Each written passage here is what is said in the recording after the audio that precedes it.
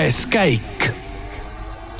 Tere õhtust või tere hommikust, oleme meid kuulate, kallid rallisõbrad. On siis reedene see võistluspäeva lõpp ja keel on parajalt sõlmes, sest päev on olnud ütlemata pikk.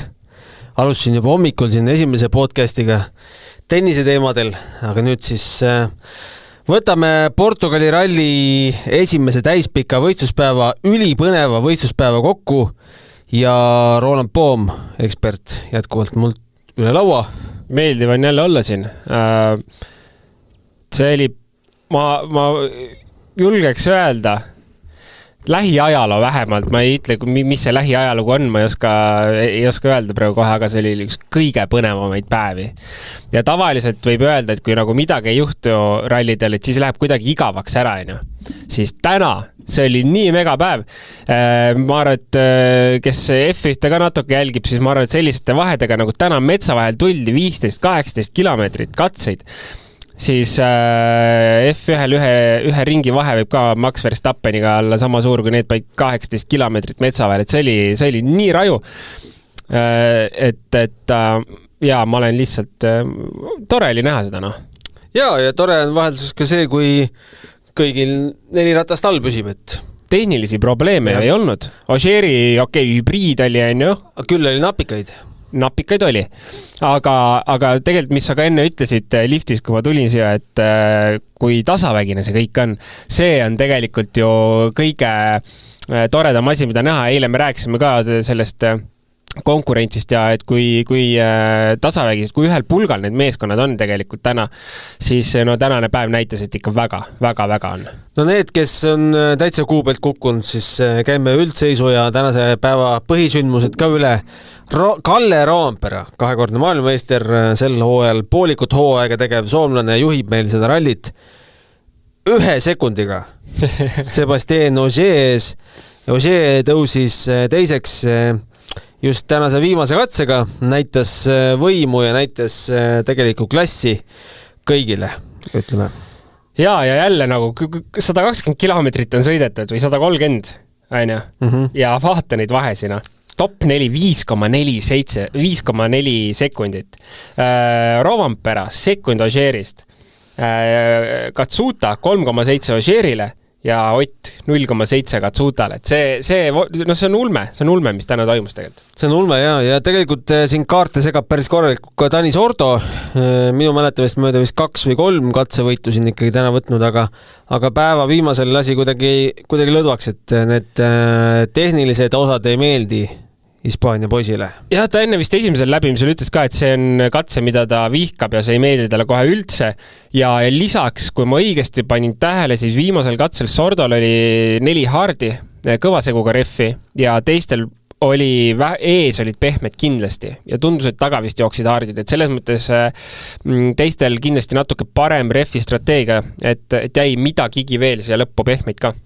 Aga teepuhastaja Thierry Neuville siis 6. kohal ja kaotab Roomperele 18,1 sekundit, on see viisakas vahe selle koha?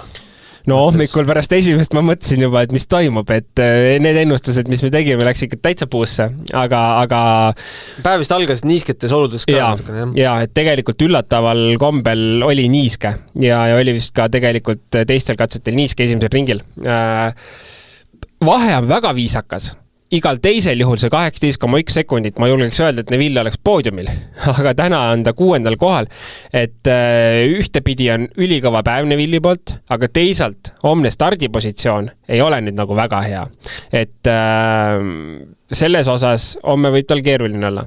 Aga ma arvan, et Neville on küll näidanud siin täna esimesena startides tegelikult see potentsiaali ja seda tahtmist, et siit see mees ikkagi liigub tiitli poole. Otil oli ka katsehoid 8. katsel ehk siis eelviimasel väga lähedal, aga Roompere talt selle 0,1 sekundiga röövis. No sellel katsel Katsuta kaotas ka 0,8 Roomperele, aga võib-olla alustame seda saadet vabandusega või? Katsuta osas. Et eile siin küsisime, et mida haipi jaapanlase suhtes, aga tuleb välja, et mees oskab Portugalis sõita küll. no ja vahepeal oli juba piinlik poole päeva peal, mõtlesin, ma täna stuudiosse ei tulegi, et nii piinlik on, aga... Miks sul? Mina ikkagi seda ränti eile siin vedasin. Ja ei, selles mõttes ma ju ka ütlesin eile, et tahaks näha, et ikkagi Taka tõestaks vastupidist meile ja täna ta tõestas, aga ma arvan, et see on ta karjääri parim päev ka, mis ta vist teinud on. Ma arvan, et see oli, kas oli tal mõni viga? Ei olnud ju. Dejavu tunne tuleb ka või? Esimene päev takkad suuta paneb ja pigem on nagu, et hommikuti paneb ja õhtule ei pane, aga vaata nüüd terve päev. Vaat selleni tahakski jõuda. Täna pandi megapäev alla, aga meil on veel 2 päeva sõita, et kuidas see asi olema hakkab. Magama mõtleb, ma olen juba tegija. Ja. Et jaapanlase koht on jälle kindlustatud, kõik vaatavad kõva vend, aga 2 päeva on sõita. Ja, ralli on pikk. Ja, nii on. Aga küsime vahepeal, kuidas Peebul on meeldinud, kas me üldse Peebu kätte saame, ma tean, et ta sõidab sealt katse poolt meediaalasse, päris pikk tee on tulla nii tal kui ka sõitjatel, aga proovime. Ja Peep on meil liini peal, hambad liiva täis, tulnud otse raja äärest, vist on ka autoga kuskil kõrvale tõmmanud hetkel. Jaa, nii on, hambad on täitsa liiva täis, tolmu ja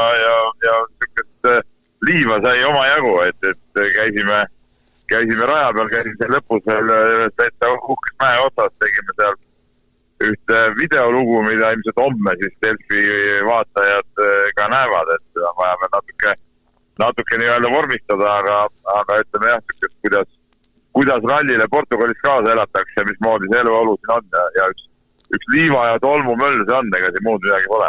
Muidu kihutamine ka.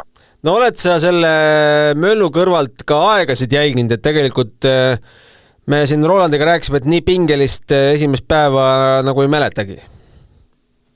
No just siin omavahel ka rääkisime, et niukest põnevat andist Portugali rallil avapäeval ei mäleta me ka ja ma ütlen, ma just eelmalt rääkisin, ma 7 korda vist isegi järjest siin Portugali rallil ja siukest möllu ette ei tule, et ei väga põnev ja väga kõva andmine, et siin kui käidi refivahet, siis sai korra sealt refivahet salast ka läbi käidud ja seal natuke räägitud, et need olud on nagu mängisid hommikupoole vist eessõitjatele nii hästi kaasa, et ütleme eessõitjatel ei olnud nii keeruline ja sellest saadi need vahed suht väikseks ja teise läbimise peal siis tundub, et ikkagi need paremad stardipositsiooni mehed lõpuks võtsid küll oma, aga need vahed ikkagi väikseks jäid.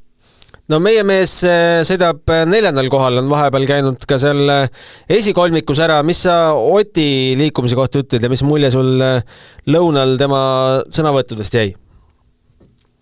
No Oti sõnavõttudest selline mulje, et ta tegelikult päris rahul ei ole ja ta tunnistas ka, et ta ikkagi päris hästi ei sobi talle see auto või ta ei saa nagu õiget kiirust selle kätte. Et näiteks samal ajal, kui siin ma nägin Sordo ütles, et umbes ta on nagu autoga üks ja kõik on hästi, siis Otile see asi kuidagi ei ole ikkagi sobinud ja ta ei ole saanud seda ka nüüd kruusal siis seda masinat enda käe järgi, aga ja sõidabki siis, ütleme sellise hetke maksimumi peal, mis tegelikult võimaldab tal olla ju täitsa tippkonkurents, et vahed on nii väiksed, et tõsi, see muidugi oli päris valus praegu, et avapäeva lõpuks siis ikkagi kukkus uuesti 4. tagasi, et iga stardikoht tundub, et lõpuks mängib suurt rolli homsel päeval. No aga seni, kuni Neuville ja põhikonkurentid on selja taga punkti arvestuses võib ju rahule jääda. Jaa, selles mõttes on ju kõik hästi, et need nii-öelda poole hooaja mehed on seal ees ja need ei puutu väga asjasse, ja noh, Katsuutaks, eks ole, et peaasi, et jah, Neuville ja Evans oli ju repipurunemine ka, et on ikkagi see suurest mängust väljas ja Neuville nüüd langeb ka ikkagi päeva teisest poolest päris kaugele, et ma arvan, et kui ma nüüd varsti saan Otiga rääkida, siis teevad selle põhjust otseselt nuriseda. Tõsi on see, et muidugi mida eestlus oled suured punkte saada, et võiks ikkagi homme üritada sealt mõni koht veel tõusta suuremad. On sul plaanis ka Georgiga rääkida, et õnnetu mees juba tänasel esimesel katsel rehvi purunemine ja hetkel vist kuskil 15. koha kandis WRC 2 arvestuses? Jaa, aga tegelikult ta sõidab ju päris korralikult, siin vaatasin, viimati kui ma vaatasin, oli kiiruskatte vist 5, et tal hoogu on ja ei kindlasti peab teda ka vaatama, et lihtsalt lõunapausi ajal ei olnud seda võimalust, et nüüd õhtu poole vaatada. Kuule, aga selge, teil on veel pikk sõit ja pikk õhtu ees, et laseme teil olla siis. Meil on pikk õhtu ja seda me kihutame praegult nüüd kohe sinna hooldusalasse, kus on meediatsoon ja ralliautod ka tulevad sinna, et see on päris hilja, et siin saa järgi kell 8, Eesti järgi kell 10, et päev saab päris pikalt. Kuule, aga olgu, homseni. Teeme nii. No sellised jutud siis Peebult, jah, Georgist on veits kahju. Ja, sa võtsid mu üldse maha ja sa arvasid rohkem pole vaja seda loba kuulata. Ei, sorry, kogemata. Kahju ikka aga mis teha? Hommik kohe oli selline, et ega midagi nagu ei olnud, et eks see refi purunemine 2,5 minutit vist kaotust tuli, et eks sealt ka motivatsioon ja kõik juba läheb alla mäge ära. Kuule, aga igasugu põnevaid juhtumisi ja müsteeriume ja kurioosume tegelikult ja päeva jooksul oli, mis võiks üksi pulgi ette võtta. Mul on siin lausa märkmed tehtud. Ma vaatan, et täitsa spetsialist. Täna teid nii ette valmistatuna. Esimest päeva blogis Kaspar. Mul oli siin teisi tegemisi. Aga no teise päeva see on ikkagi näppupidi juures olla, et siis on hoopis teine tera. No nii, aga räägi, mis sul seal kirjas on. Number 1 müsteerium minu jaoks on see, et 6. katse lõpus miks Neville ja Martin Viidage seal autost välja ronisid ja selle ajakontrollis puserdasid. Ma arvasin, et see on üks punkt, mis sa kirjutasid. Ja me ei saanudki selle vastust päeva lõpuni. Ja tegelikult see ongi jube veider, sest mida seal nagu katse lõpus ei ole nagu väga midagi teha, selles mõttes ajakaardile märgitakse katseaeg ära, on ju. Isegi kui sinna kirjutatakse vale aeg näiteks, see ei ole nagu väga oluline, sest ajavõtusüsteemid ikkagi salvestavad aega. Ma saaks aru, kui see toimub katse alguses, ehk märgitakse vale nii-öelda sisenemise aeg sinna katse, ütleme, ajakontrollpunkti.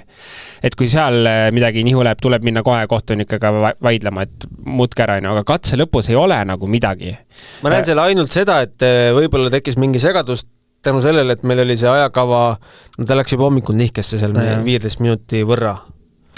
Jah, võt ei oskagi ausalt öelda, et seal katse lõpus märgitakse ka näiteks vale start ära, kui toimus, siis pannakse märge katse lõpus. Aga see on ka asi, mida sul ei ole mõtet vaielda, sest jälle ajavõtusüsteemid on targemad, kui see väike märge. Aga kui sa lõpetad selle katse, kas sa saad sellest kohe teada, kas sulle öeldakse sa tegid vale stardi? Ajakaardi peal on see koht olemas, kuhu pannakse kohe märge nii-öelda, kas sa jõuad katse lõpuni, ajakaart on kogu aeg kaardiluga käes. Enne igat katset annab sa selle kohtunikule, katse lõpus annab sa selle kohtunikule. Kohtunik teeb märkmed peale, kirjutab aja ära. Või et vale start. Jah, seal on ka koht, kuhu märgitakse ära vale start. Aga see on ka nagu asi, mille pärast, mis sa ikka vaidled seal, et see on ajavõtusüsteem on lõpuks targem nagu süsteem. Et ma ei suuda välja mõelda, mis see oli. Äkki nad ikkagi eksisid seal mingi asjaga? Ei, mingi asjaga nad pidid eksima, ega oli näha, et Viidaga ikkagi seal käed käisid, ja see oli ikkagi selline nagu tuline arutelu seal millegi üle. Nii, aga nad polnud ainsad. Käisid ka Elvin Evans ja Scott Martin autost väljas. Aga seda ma ei pandki teile. Ja sellega oli veel ju see, et miks seda näidati, et nad autost väljas käisid, sest otsiti ju taga Scott Martini legendi ja see legendi raamat jäigi pärast seda puserdamist seal laua peale. Okay. Et see oli nagu selles üksinda kodus filmis, kus sa lõpuks top-kaadritega näed, kuhu see lennupilet lendab, eks. Aga Scott Martin jättis oma vihiku, jättis laua peale ja viimased, mis ta oli siis 2-3 katset vist, sõitis niimoodi, et legend oli telefonis. Jah, seda võin tähele, et natuke uskumatu lugu. Aga võt ei tea, mis see oli. Järelikult tõenäoliselt see probleemi oli ikkagi sarnane, kui mõlemad läksid sinna vaidlema millegi üle. Mis see oli? Pole õrna aimu. Igal juhul see pidi, tõenäoliselt see on mingi seos oli ikkagi sellega, et hilines, mingid ajad läksid kuskil sassi ja need olid ju 2 esimest meest, on ju. Nii et mõlemal oli probleem ja edasi juba ilmselt katse nii-öelda peakohtunik on ka, siis juba tuli info, et kuule, et nüüd on midagi nii, on ju. Et mingi probleem oli, mis ta oli, ega ei oskagi öelda. Kuule, aga Scott Martinile peame ka au andma, et mees ikkagi välja vedas. See on päris raske, see oli päris keeruline. Kuidas sa teed pilti neist legendidest või kuidas ta duubeldas endale järsku need telefoni? No kindlasti on olemas ikkagi nii-öelda duubel olemas. Kas siis otse juba telefoni pildistatud, igaks juhuks kunagi ei tea. Annab pildistada? Annab pildistada, neid lehti on seal 1 kilomeeter on leht. 1 kilomeeter, 1 leht. Ehk kokku on 120 pilti. 120 pilti päeva kohta. Ja leia siis see õige pilt selle üles. Ega me nägime, et seal läkski vahepeal sassi, et Elvin luges ise endale põhimõtteliselt. Jah, see on siis see koht, kui Elvin hakkab või juht hakkab lugema, et siis ta loeb, mida ta näeb, ja siis kaardlugeja selle järgi otsib õige rea üles selle. Et ta jõuaks tagasi järele. Aga see on tõesti päris raju olukord, et seda ei taha kellelegi, et siin asi juhtuks. Aga jah, duublid nii-öelda kindlasti selles mõttes on olemas. Ma arvan isegi, et tegelikult meeskonna poolt, et enne rallit kaardluga annab oma virna vihikutega kellegi kätte, kes seal mingisugune assistent on ja pen sealt teeb koopiad. Et füüsiliselt on ka neid kindlasti olemas, aga tundub, et ega me ei tea, keegi võib-olla see nii-öelda assistent kuskil tegi pildid kähku koopiast, saatis Scott Martinile pildid, et ma ei usu, et nüüd kõik pildistavad oma legendi üles igaks juhuks, et seda ma ei usu. No pärast tänast kindlasti hakkab pildistama. Tundub küll, jah. Aga siis mulle jäi kõrva taha veel Oti üks katselõpu intervjuu, et kutid rehvi vahetustsoonid jätsid auto juures midagi tegemata. Ja see on juba teine või kolmas kord, kui Ott ütleb, et midagi jäidi tegemata või mehaanikuid polnud või... Küsimus on, mis seal üldse teha tohib? Eks ta pidi ilmselt olema ikkagi mingisuguse seade näiteks... Ott tuli võib-olla ütles, et keerake, ma ei tea... Rehvi vahetustsoonis tohib teha midagi muud peale rehvi vahetuse? Kui rehvi vahetad, siis sealt võib ka klikke keerata. Et võib-olla see on nagu nii-öelda, ei ole päris remontimine, et ja minu meelest ka tegelikult, kui näiteks Ogier poleks oma hübriidi korda saanud, siis ka äkki oleks võinud arvuti taha lükata korraks ja teha arvutis selle nii-öelda reset ära, et hübriid tagasi tuleks. Aga nagu füüsilist remonti teha ei tohi. Et selles mõttes seda küll, et kui ratast vahetad, et see kliki keeramine, seda on võimatu kontrollida, sest ratast vahetades su käed on niikuinii seal, kus sa amordi klikke keerata näiteks. Ma ei tea, see tundub see asi, mis võis olla, et Ott andis info, et tehke see, keerake nii palju klikke või keerake amorti või midagi sellist, et see tundub ainuke loogiline asi, mis seal tegemata jäi. Aga nüüd ongi hea võimalus PR-eksperdilt Roland Poomilt küsida, kas sa siis sellisel juhul helistad kuttidele või ütled selle teleeetris välja? Eks see oli väike ninanips ilmselt meeskonnale, et kuulge, et see on juba mitmes kord, et kaua võib. No, aga siis võtab õhtul härra vormeli kuulsus su ette ja ütleb, et väike ninanips nüüd sulle. Absoluutselt. Ja ma arvan, et tegelikult ma arvan, et ega keegi teine poleks saanud, Ott ongi vist ainuke inimene, kes seda seal välja ütleks, kes võib-olla lubab endale veidi selliseid vahel ka vulgaarsemaid kommentaare. Maailmmeistrid võivad. Täpselt, maailmameister võib seda teha. Et nii on, ma arvan, et iga teine sõita... Renault oli? Jah, täpselt. Et teised sõitjad ei oleks seda teinud ennast, jah, et aga ma arvan, et ka see ma ei mäletaks, see oli eelmine ralli, millal see oli, kui päriselt nagu Ott ütles, et mehaanikutel, ma ei tea, polnud aega vist, et kõik mehaanikud tegid Neville'i autot ala, mingi selline teema oli ju. Ja sellest ta sai ka? Jah, et ma arvan, et see on hinge peal. Nii, mis me siin veel oleme kirja pannud? Vaheklipp oli... Siuke hästi paljutähenduslik vaheklipp, kus oli päris head mitu mõttetera. Vaata, näidati, ma ei tea, kas ma ei tähele, näidati neid kuulsusi vippi sõitmas selle kõrval. Ma seda klippi ei näinud. Päris üllatav, ma ei teadnudki, et näiteks Caroline Wozniacki on sõitnud kõrval. Neymari olen maha maganud, see oli mingi Volkswageni promoklipp kunagi. Ja oli ka Alan Shearer. Ja Alan Shearer ütles, et tegelikult vennad kõõluvad nagu surmapiiril. Mis annab nagu märku, et ralli on ikkagi nagu tõsine asi. Ja ütles ka David Coulthard, et kes sai vist Monacos siis Ogier kõrval sõita, et need vennad ei saa piisavalt tunnustust. Jah, ma olen jumal nõus. Mulle meeldib, et see aasta on kaamerapildid osades autodes, oli Otil ja Formol, on pandud nii-öelda taha keskele puuri peale, et kus sa näed, saad tegelikult aru, mis kiirused ja kui raju see tuleks, seal on, et kohati on, kui need kaamerad on mingi imeliku nurgal, siis vaatad, et sa sõidad samamoodi, on ju, et sõidad kuskilt küla vahel, et aga sealt saab selle pildi ette, et see on nagu tegelikult ikka väga-väga raju.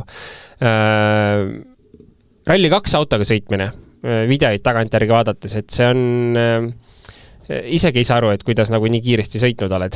Et aga kui meil Rally 1 edasi, siis see on tõesti, see on, ma arvan, kõik, kes on kunagi, ma ei tea, saanud võimaluse kõrval istuda, need vaatavad küll, et see on täitsa nagu, see ongi ebanormaalne, mida need autod teevad ja sõitjad. Sõitsin kuskil Paide kandis ja oligi ebareaalne. Jah, just. Tegelikult ma selle Oti teemaga vist Heiki küsimuse küsisin ka ära, kui nüüd küsimuste juurde minna, et mis seal services või selles rehvivahetustsoonis teha võib või mitte, aga Georgil on ka päris mitu põnevat küsimust. Kas teile ei tundu, et keegi saboteerib Oti autot? Et täna jälle lause, et poisid unustasid midagi teha. No ma ei tea, see on selline vandenõu teooria ilmselt. Ei taha uskuda, et midagi sellist toimuks. Aga võib-olla rohkem, kui seda teemat natuke edasi aretada, siis rohkem võib-olla tekitab küsimusi see, et kuidas Ott selle autoga nagu kuidagi sina peale nii väga ei saa, et üksikud katsed kuskil, kus ta ütleb, et päris hea oli. Aga valdavalt ju ta ütleb, et ei ole hea, et ma ei peaks nii sõitma, ma pean oma sõidustiili kogu aeg muutma. Et pigem on see nagu küsimus, et kuidas seda autot paika ei saada. Ja võib-olla, kui keegi teine seda ütleks, võiks öelda, et no pane siis paremini või ürita, ma ei tea, testides rohkem panustada, aga Ott, kui seda teeb, no ma usun, et Ott saab ühe ringiga ka kuskil testil aru juba, mis selle autoga tegema peab. Aga sina ikkagi kui aktiivne rallisõitja, mis selles Oti stiilis siis teistmoodi on? No ma arvan, et täna sai päris hästi aru sellest, et kui seda auto nurga alla panemine, see tundub see, mida Ott varem pole teinud, et sellised päris kiired kurvid, tulevad sellised 4. kurvid või kiired 3. kurgid ja ta toetab kässariga. Et sellist asja pole tegelikult Oti sõidustiilis väga varem näinud. Te ei toeta siis või? Oleneb sõitjast, kuigi tänapäeval ikkagi kõik sõitjad on suhteliselt sarnase sõidustiiliga, et väga sirge, mis kunagi tegelikult minu meelest Marko Märtin hakkas hästi niimoodi sirgelt sõitma ja siis kuidagi see maailm läks sinna, et saadi vist aru, et külg ees ei ole kõige kiirem viis läbi ta kurve. Et see just, et kuidas käsipiduriga toetatakse mingites kiirites kurvides on minu jaoks üllatav ja võib-olla, ma ei oska öelda, kas see on see probleem, millest ta räägib, aga kindlasti see on üks asi, mida me Toyotas kindlasti ei näinud seda. Ma arvan, et Fordi kohta ma ei oska öelda, ma ei mäleta, mis siin oli. Aga mis seal veel on? Võt ei oska öelda täpselt, et mida ta ei ole vist rohkem täpsemalt avaldanud ka või? Ma ei ole praegu ei viska ette küll, et mingid muresid nii-öelda rääkinud. Aga see peab olema ikkagi mingi selline fundamentaalsem asi, mida ei saa testides lahendada, sest Ott Tänak lahendaks selle asja ära. Aga ju siis tehakse kõike, proovitakse, aga ei saa seda autot kuidagi mugavaks ikkagi enda jaoks. Oleks põnev hooaja lõpus küsida. Ma just mõtlesin, et sa ütled, et oleks põnev korraks Ott Toyotasse panna. Vaadata, kas see meeldib. No päeva pealt ma arvan, et talle väga ei meeldi. Päeva pealt ilmselt ei meeldi, jah, aga jah, eks me näe. Siis küsib Georg, kuidas sellisel päeval nagu täna on lahendatud sõitjate toitumise küsimus? Ma arvan, et rehvivahetustsoonis ikka vanti mingi pirukas kätte.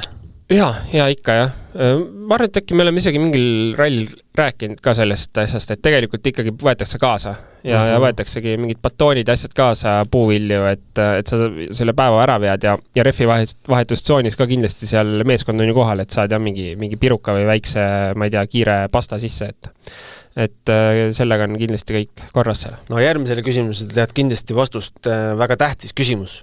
Mis saab siis, kui loodus kutsub ehk põiekas tuleb?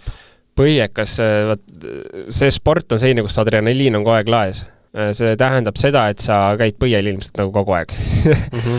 Katse alguses, katse lõpus, järgmise katse alguses. Metsa vahele. Metsa vahel, jah.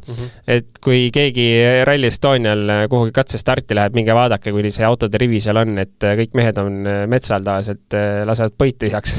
Aga kui on, ütleme, mingi maratonkatse? Katse peal, ma ei tea, see adrenaliin möllab ja seal ei tule mingi 80 kilti katse.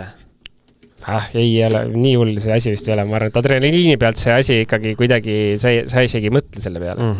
Aga kui on kõhuprobleemid? Vot see on ilmselt, see juba mingi tõsisem probleem tõesti. Ja ma arvan, et ma ei eksi, kui ma arvan, et selle pärast ka rallisi katkestatud on. Et eks kõigil ütled, et oli mehaaniline viga, aga tegelikult põhjus on hoopis teine. Ja loo võin rääkida, minust üks sõitja Eestis oli siis, Eestis on teatavasti 2-päevased rallid enamasti, siis esimese päeva õhtul, ma ei tea, kas tuli hästi välja või läks halvasti, aga ta mõtles, et paneb natukene teravamat ja natuke pikaks läks see õhtu. Ja siis hommikul veel minu servis auto oli ja siis veel käis oksendas kuskil ja siis otsustas, et katkestab ära ikkagi ja siis põhjus oli, et käigu läks katki. Mõistlik mõte. Kas teoreetiliselt võiks kaarti lugeda ka nutikellalt? Nutikellalt? Jah. Ma ei kujuta ette. No saab ka pilte panna sinna ega värki. Et siis sa lased nagu swipe'id, need, kelle Tinder on võib-olla narjud, vaata swipe'ima hästi kiiresti. Ei, no teoreetiliselt ikka on võimalik, kui sa selle sinna paned, aga ega sellest midagi välja ei tule. Aga kusjuures seda, et iPadist loetakse legendi, seal on viimase aasta-2 jooksul on see tegelikult päris populaarseks läinud ja on tehtud ilmselt mingid väga okeid rakendused, kus seda on mugav teha. Miks me veel selle vihikuga jamame? Jah, eks see on, tehnika on ikkagi tehnika ja ilmselt täna ikkagi ei usaldata võib-olla nii palju, aga mul endalgi üks... Aga Dakaris on ju iPadis. Jah, Taflis on ikkagi legend, jah, tõsi. Et ma isegi ausalt öeldes, mul üks tuttav sõidab, ma ei tea isegi, mida ta sõidab, Türgi meistrikaid sõidab ja siin Baltikumis kaardilugeja, siis tema kasutab iPadi. Ja ma olen nüüd korra küsinud, et kuidas on, tema on väga rahul, pole probleemi olnud. Et ma arvan, et eks ühel hetkel see maailm ikkagi sinna liigub, aga kui palju see aega võtab, eks me kunagi näeme. See annab ju võimaluse ka iPadi tootjatele reklaami teha, kui sa ikkagi mingi õunaga seal kaamerasse jääd. Jaa, miks mitte, et üks õuna logo võiks auto peal olla või? Microsofti on olnud Toyota. Windows 95. Kui palju on sõitjatel autos vett kaasas? Tegelikult on... MM-rallidel üldiselt antakse, eriti kui on selline soeralli, antakse katse lõpus ka pudel kätte, kui soovid, aga Camelbackid on puuri küljest, aga mõlemal Camelbacki suurus, no ma ei tea, kui suured nad on, mingi 2,5 liitrit äkki, kus siis toru tuleb nii-öelda rihma peale, saad alati juua võtta kas või katse ajal. Mitu liitrit? Ma arvan 2,5 äkki. Vähe. Sõitja kohta. Ja, aga ongi see, et katse lõppudes antakse tihti peale. Et ilmselt on rallid, kus ei anta ja siis juba arvestatakse ka, et oleks rohkem vett, aga kui ma õigesti mäletan, siis mina pole sõitnud MM-rallid, kus vett ei oleks antud. Nii et selles mõttes korraldan selle ka tagant, et alati oleks piisavalt olemas. Kas Roland Poomil meenub oma karjääri kõige kurioossem või jaburam juhtum? Kõige jaburam juhtum? Väga hea küsimus, sa oleks pidanud saatma selle mulle. Kohe, tegelikult üks lugu on katse peal mööduda teisest sõitjast. Tundub tavaline, kui ühest autost möödas, et kui kellegi ees midagi on juhtunud. Aga üks Rally Estonia oli, ma arvan, et see oli mu esimene Rally Estonia, mis ma sõitsin 2013. Ühel katsel ma möödusin 7 autost. Mis asja? Ma katkestasin esimese päeva ja siis pandi mind taha otsa. Täitsa, ma arvan, ma olin mingi eelviimane startija. Pidid ringiga maha jääna mööduma teistest nagu vormelis? Põhimõtteliselt. Ja ma ei tea, miks korraldaja tol hetkel Urmo käest peaks kunagi küsima või ma ei tea, kes see mõtles seal siis, et ma võiks startida eelviimasena R2 autoga. Ja ma arvan, et ma sain ikka seal, mingi ladasi oli hunnikutes ja veokaid värgid, siis põhimõtteliselt ma terve katse lihtsalt umbes 15 kilomeetrit katse, ma arvan, terve katse ma lihtsalt sõitsin teistest mööda kogu aeg. Seisid siis või? Ei, sõitsid. Sa olid lihtsalt kiirem? Nojah, need olid mingi ladade ja värkidega. Veits ohtlik ei ole või? No on. Ja siis terve mu Rally Estonia kulges, ega see siis üks katse ei ole, siis ju see jätkus terve päev. Ma terve päev sõitsin ainult kõigist mööda kohe. Mis aasta või seal? 2013. päris huvitav. Jah. Argo küsib, Georg ka kiitis meid, et lahe saade. Argo küsib, et vaadates ülekande lõppu intervjuusid, siis kuidas Toyota mustas autos sõitvad tegelased katse lõpus ikka täitsa mähal olid. Et kas ja kui kinnistatud on auto värvilahenduse muutmine reegliraamatus, et kas seda musta kuidagi heledamaks ei saa? Ilmselt saab väga lihtsalt, et tõmba kleeps maha ja pane valge kleeps asemele. Aga Rovampere kurtis ka seda ju ühel katsel. Ütles katse lõpus, et must auto ja 25 kraadi sooja ei ole hea kombo. Ja tegelikult ju Hyundai eelmine aasta äkki võis olla, kui ta katuse mingil rallil kuldseks kleepis, et nii-öelda päike siis ära peegeldaks. Ja see on tegelikult see päris huvitav, et Toyota selle lahendusega nagu kavatsebki soojasi rallis sõita, sest see on päris raske. See must auto ja päike sellise ilmaga on tegelikult ongi see, ma arvan, et seal on päris suur temperatuuri vahe. Ma arvan, et isegi ma ei valetaks, kui see võib olla seal 10-kraadine temperatuuri vahe tekkida. Ime, et soomlane vingus. Jah. Ime, jah. Et jah, huvitav lahendus ja ma ei tea, miks seda niimoodi siis edasi on aetud, et tegelikult see ei tundu ju mõistlik. Ma ei tea, minul ei tundunud see kohe mõistlik, et täis must auto, eriti ralli nagu praegu Portugalis on, siis no, ebamugav. Kolmikjuhtimine tundub, et väga jäiri siis. Ja. Siis Tormit vaevab Eesti meistrivõistluste küsimus.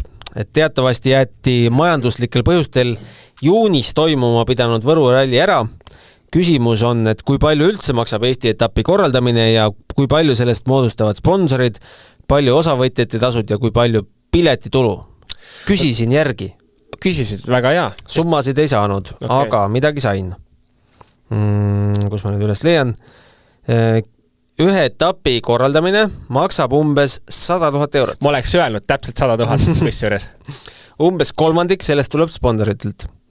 Aga see on väga ligigaudne ja sõltub paljudest asjaoludest, näiteks kiiruskatsete pikkus ja muud sellised asjad. Ja, seal on ju väga palju nüansse. Esiteks on vaja ju teed korda teha pärast, kõik katsed. Ja kui on 50 kilomeetrit katseid, 50 kilomeetri katsete korda tegemine, päris kallis, kes kuskil maal elab ja on pidanud teid remontima, siis teab. Teiseks on ju igal katsel vaja meedikuid, on vaja tuletõrjet, on vaja väga-väga palju turvamehi pealtvaatajate jaoks. Eeltöö, väga palju on vaja tõmmata linte, et see kõik maksab, inimese töötund juba läheb, sinna kulub nii palju inimese töötundi, et see kõik maksab ja see 100 000 ma oleks ka pakkunud, et see tundub selline loogiline. Aga kui kolmandik on sponsorid, siis ma isegi ei tea, mis see selle aasta osavõtutasu määr on, pakun puusalt 600 eurot auto, 600 kuni 800 ja kui eeldada, et seal kuskil 70 autot tuleks starti, siis ma ei tea, mis see matemaatika ütleb, ma siin nii kiiresti teeme ära 70 korda 600, paneme mingi keskelt, 40 000 siis on 70 000 koos, on ju 30 on puudu võib-olla see 30 jäigi puudu. Ja siis ta vihjab, et vahel on ka Viru rallid ja Lõuna-Eesti rallid vahele jäänud ja saarlased ka vist on raskustes, et kas Eesti autoralli sureb varsti täiesti välja? Vot keeruline öelda, Saaremaa ralli puhul on see pealtvaatajate huvi, see sõitjate huvi, ma arvan ka toetajatega on seal suht okei seis, et seda ma nagu Saaremaa puhul on huvitav, et tegelikult seal ma arvan on hästi kõik. Aga tõsi, väiksed rallid, mis ei tundu võib-olla sõitjatele kõige atraktiivsemad. Me oleme kohe näinud, et on ju Tallinna ralli oli kogu aeg olemas ammustest aegadest, 80-ndatest isegi ma arvan, või 90 algusest. Harju rallid korraldati vahepeal paar aastat, et Tartu ralli. Aga eks see on nii, et kes seda korraldab, see peab ikka tõsine asja armasta olema, et ta nagu raha sealt ei teeni tõenäoliselt. Kalle küsib, et kui hoolduspausi pole, siis aga interkomiga ehk siis raadiosidega on probleem. Kas siis on lubatud tiim toob uue? No autos on mitu tükki, et selles mõttes ei ole probleemi. Küll jah, katse peal oleks mõistlik seda vahetada, kui ta ei tööta, aga võib-olla kui ütleme tänast rallit vaadates, siis võib-olla ei ole nagu mugav hakata neid juhtmeid seal kiivrises vahetama. Et see on juba pilootide enda otsus, aga tegelikult on varu sideboks autos olemas. Kristjan osutab päris asjalikule pointile, et teatavasti peale publiku katset ei olnud ju võimalik rehve vahetada, et nad pidid rehve säästma. Ja 100 000 inimest vaatab sind. Jutt, kuidas sa rehve säästad. Tegelikult on see suht tobe lugu, sest kui juba viiakse need autod sinna, siis tahaks nagu täis show'd, ja ma arvan, et sõitjad tahaks seda täis show'd pakkuda. See on nagu, et need driftivennad pannakse laitses joonele, aga saage päev otsa ühtseda rehvidega hakkama. Ja umbes küll. Et ma isegi seisukohta ei oska võtta, vaatevinklist on kahju, nad ei näinud tõenäoliselt nagu päris sellist nagu kõvat andmist rehvi suitsutamist seal. Samas täna hommikuks andis see juba mingisugust arutelu, kes kui palju videost said juba, eile katses said vaadata, kes kui palju seal rehvi põletas. Pildi pealt, kas Spajari sai rattad üles või? Vist küll. Ja. Oli. Just. Ja hommikul sai minuti trahvi ka ju, et see auto oli vaja korda teha.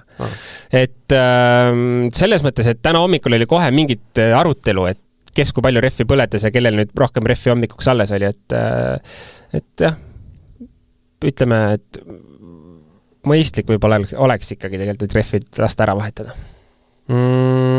Mees nimega lihtsalt nimetu ütleb, et rest in peace kutsakene. Jaa, oli ju Shakedownil. Neville sõitis koeral otsa. Küsib siis, et kuidas ei suudeta neid loomi ikkagi eemal hoida? No kujutage ette, et see maalapp tegelikult on ju meeletult suur, mida peab turvama. Ja eelkõige ju ikkagi tegeletakse inimestega, et inimesed oleks õigetes kohtades ja kui kuskilt loom jookseb, no loom tõenäoliselt jookseb ka kiiresti ja ega see turvamees või turvanaine, kes seal iganes on, ega ta ei suuda seda ära kontrollida, kui kuskilt mingi loom jookseb, et see on lihtsalt halb juhus. Ja tegelikult ei olegi midagi teha, et see ala on nii suur, et seda ei ole võimalik niimoodi ära hallata või ma ei tea, kogu katset panna nüüd võrkaedadega, et kahjuks nii on. Jaa, aga kui päike hakkab loojuma, hakkama meiega oma saadet kokku tõmbama, nagu teletupsudes, et kui päike läheb looja, siis ka tupsud lähevad magama. Ma nägin kuskil meie sotsiaalmeedias ühte ägedat luuletust, mida siin ette lugeda. Ma ei tea, kas see luuletus on selle kommenteerija enda tehtud, aga kui ma selle nüüd kohe üles leiaks, ma loeks selle ette ja lõpetaks selle saate ühe vahva riimiga. Nii, leidsin. Tristan Sander on pannud meile kommentaari ja luuletus on siis järgmine. Ott, see tõuseb tippu taas. On ju ainult sekund maas. Nüüd on meistril õige faas põhja vajutada gaas. Sellega oleks ilus lõpetada see saade. Aitäh kuulamast! Kuuleme homme.